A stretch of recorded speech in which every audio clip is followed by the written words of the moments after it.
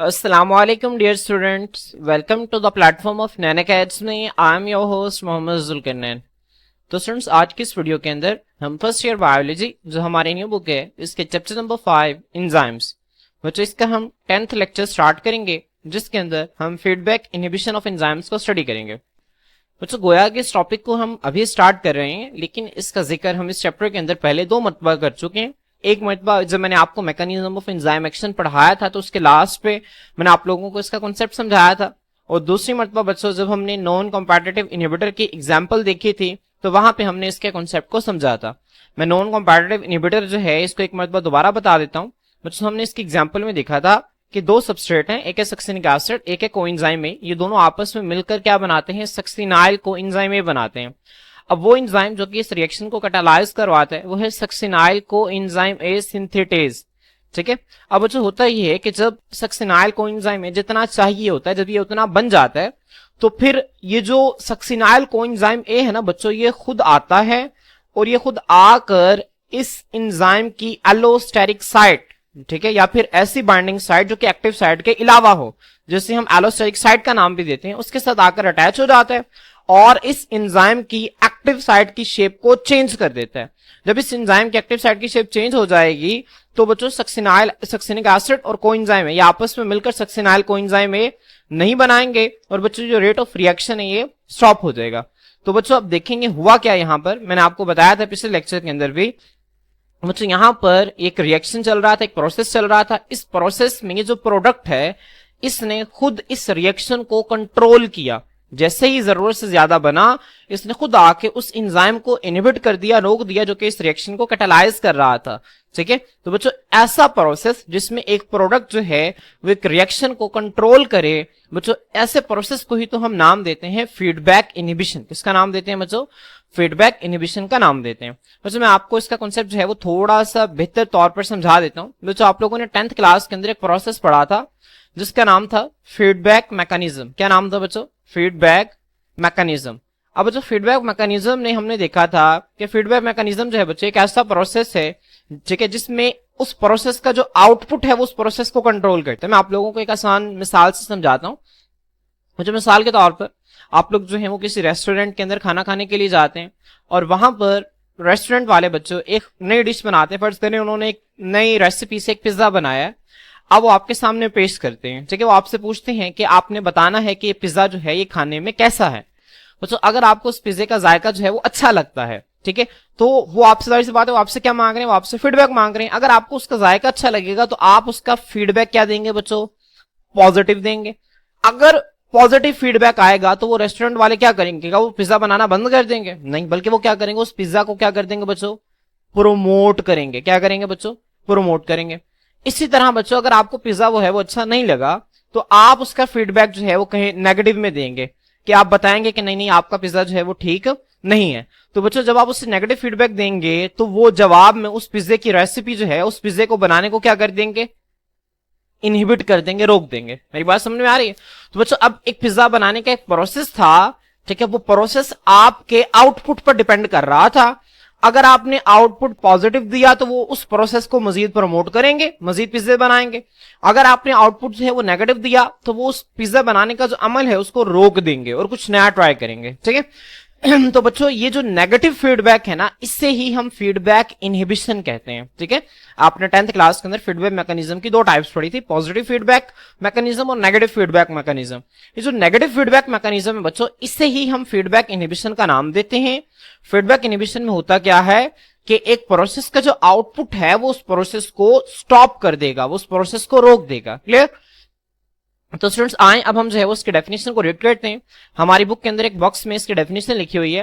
वो कहते हैं फीडबैक इनहिबिशन जो है इज द फिनोमिना, एक ऐसा अमल है where the product of a process, जहां पे एक प्रोसेस का जो प्रोडक्ट है कंट्रोल्स द प्रोसेस इटसेल्फ, वो उस प्रोसेस को खुद कंट्रोल करेगा। मेरी बात समझ में आ रही है? देखिए मैंने आपको एग्जांपल दी कि यहाँ पे एक प्रोसेस चल रहा है और इस प्रोसेस का प्रोडक्ट है सक्सिनाइल कोएंजाइम ए।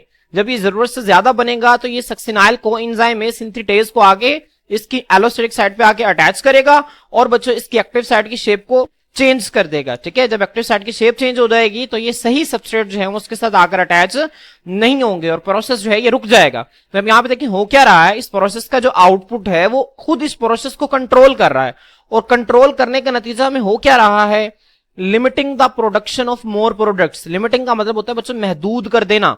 ठीक है, और वो महदूद कर देता है, कम कर देता है प्रोडक्शन ऑफ मोर प्रोडक्ट्स, मजीद प्रोडक्ट्स की पैदावार को, मजीद प्रोडक्ट्स के बनने को वो क्या कर देता है, महदूद कर देता है, कम कर देता है।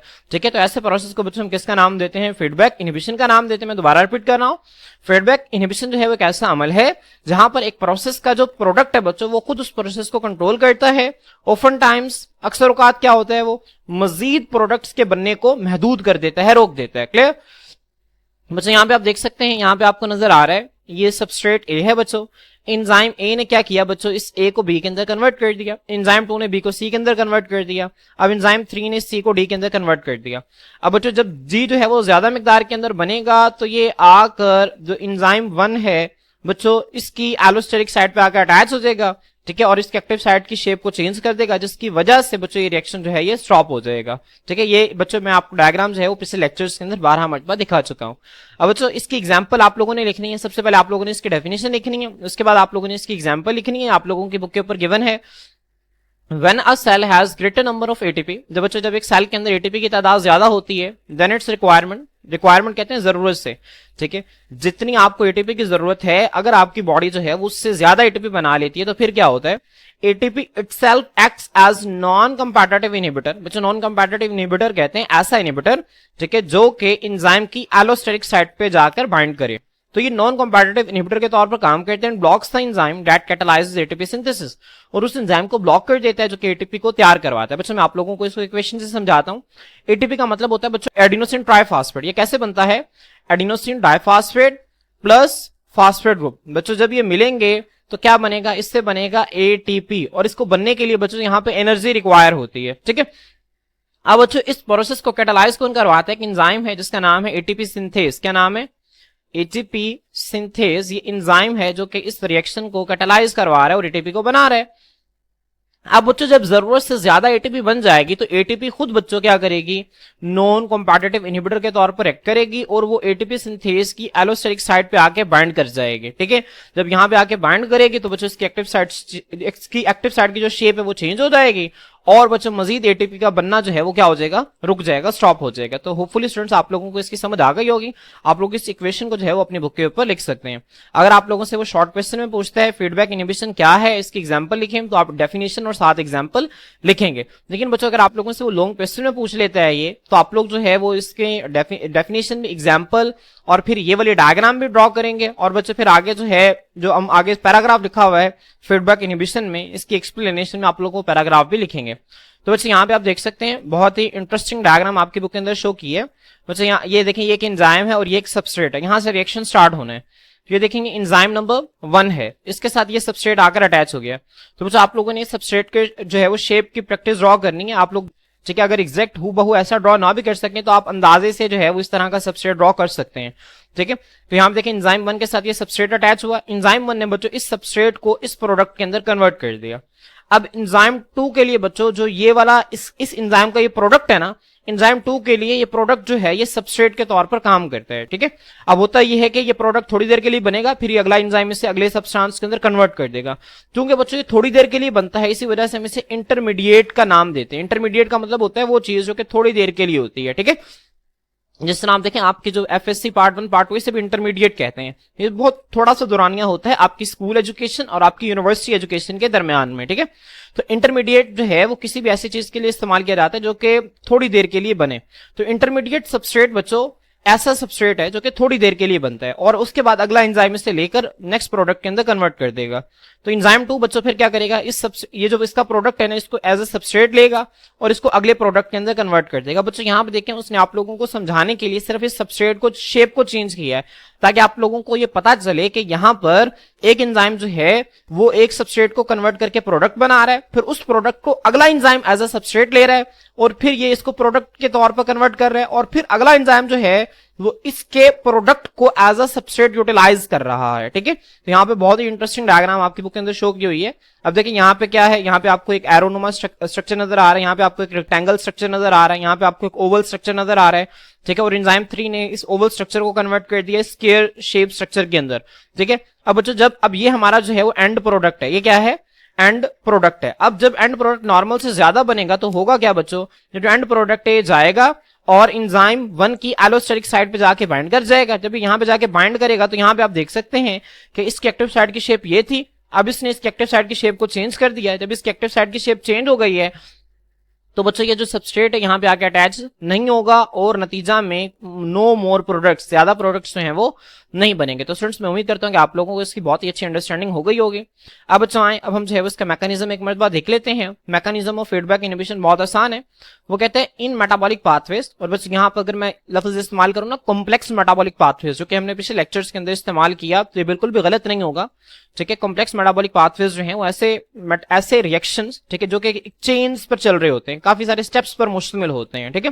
तो मेटाबॉलिक पाथवेज में क्या होता है, the product of one reaction, एक रिएक्शन का जो प्रोडक्ट है becomes the substrate for the next reaction, वो अगले रिएक्शन के लिए सबस्ट्रेट के तौर पर काम करता है। जैसे बच्चों अभी हमने ऊपर वाले डायग्राम में देखा कि यहाँ पे इस एंजाइम का बच्चों जो प्रोडक्ट है वो अगले एंजाइम के लिए सबस्ट्रेट के तौर पर काम कर रहा है। इसी तरह इस एंजाइम का जो प्रोडक्ट है वो इस अगले एंजाइम के लिए सबस्ट्रेट के तौर पर काम कर रहा है, ठीक है। फिर देखें होता क्या, at the end of pathway a desired product is synthesised. मतलब पाथवे के एंड पर हमारे पास होगा क्या, जब पाथवे खत्म हो जाता है तो एक डिजायर्ड प्रोडक्ट जो है वो तैयार हो जाता है। फिर क्या होगा बच्चों, in order to regulate the concentration of that product, मतलब उस प्रोडक्ट की मिकदार को रेगुलेट करने के लिए, उस प्रोडक्ट के मिकदार को बच्चों कंट्रोल करने के लिए pathway needs to be shut down, pathway को अब रुकना पड़ेगा, ठीक है। वो रुकेगा कैसे, this is done through feedback inhibition, और ये किसके जरिए होगा बच्चों, फीडबैक इनहिबिशन के जरिए होगा। अब ये किस तरह से होगा बच्चों, आए मैं आप लोगों को आगे दिखा देता हूं। बच्चों यहाँ पे होगा क्या, the final product of pathway acts as inhibitor, जो किसी भी बच्चों जो मेटाबॉलिक पाथवे है ना उसका जो फाइनल प्रोडक्ट है वो इनहिबिटर के तौर पर काम करेगा। It reacts with some initial enzyme and changes its conformation, जो कन्फॉर्मेशन कहते हैं शेप को, ठीक है। तो वो बच्चों क्या करेगा, वो किसी इनिशियल एंजाइम के साथ रिएक्ट करेगा और उसकी शेप को चेंज कर देगा। जिस तरह यहाँ पे आप देखें, यहाँ पे जो प्रोडक्ट है ये फर्स्ट एंजाइम के साथ बच्चों क्या किया, बाइंड किया और इसने इसकी शेप को क्या कर दिया, चेंज कर दिया, इसकी कन्फॉर्मेशन को इसने क्या कर दिया, चेंज कर दिया, ठीक है। तो अब हम देखें जो है वो नए लफ्ज इस्तेमाल कर रहे हैं। अब हम शेप चेंज की जगह अगर आप कन्फर्मेशन में चेंज आ गया आप ये इस्तेमाल करेंगे तो आपको ये लफ्ज जो है वो नहीं भूलेगा, ठीक है। आप इस तरह से कह सकते हैं कि नॉन कॉम्पिटिटिव इनहिबिटर जो है जब जाके एंजाइम की एलोस्टेरिक साइड के साथ जाकर अटैच हुआ तो उसने उसके कन्फर्मेशन को चेंज कर दिया, कन्फर्मेशन मतलब शेप को चेंज कर दिया। अब फिर क्या होगा बच्चों, That enzyme can no longer bind to its substrate, अब वो जो एंजाइम है बच्चों वो ज्यादा देर तक अपनी सबस्ट्रेट के साथ जो है वो बाइंड जो है वो नहीं हो सकता। सो पाथवे क्लोजेस, पाथवे बंद हो जाएगा and no more product is prepared, और मजीद प्रोडक्ट जो है वो नहीं बनेगी। क्लियर। तो स्टूडेंट्स होपफुली आपको इसकी बहुत ही अच्छी अंडरस्टैंडिंग हो गई होगी। बहुत इंपॉर्टेंट लॉन्ग क्वेश्चन है जो कि आप लोगों से एग्जाम पॉइंट ऑफ व्यू से पूछा जा सकता है। बच्चों आप लोगों से पूछा जा सकता है कि define feedback inhibition, explain it with 2 examples, तो आपने 2 एग्जांपल्स के साथ इसको एक्सप्लेन करना है। तो बच्चों आप 2 एग्जांपल्स कौन कौन सी देंगे बच्चों, एक तो आप ये एग्जांपल देंगे जो कि यहाँ पे गिवन है। अब आप कहेंगे कि सर हमारी बुक के अंदर तो एक ही एग्जांपल गिवन है, तो बच्चों जो नॉन कॉम्पिटिटिव इनहिबिटर की सक्सिनिक एसिड वाली एग्जांपल है ये भी आप इसके अंदर कोट कर सकते हैं, ये भी फीडबैक इनहिबिशन ही की मिसाल है। तो इस तरह से आप लोगों से जो है वो लॉन्ग क्वेश्चन के तौर पर भी पूछा जा सकता है और ये शॉर्ट क्वेश्चन के अंदर भी पूछा जा सकता है। बहुत इंपॉर्टेंट है बच्चों, आप लोगों ने इसे बहुत अच्छे तरीके से प्रिपेयर करना है। आज के लिए इतना ही, इंशाल्लाह नेक्स्ट लेक्चर के अंदर हम नेक्स्ट टॉपिक के साथ आपके खिदमत में हाजिर होते हैं। अल्लाह हाफिज।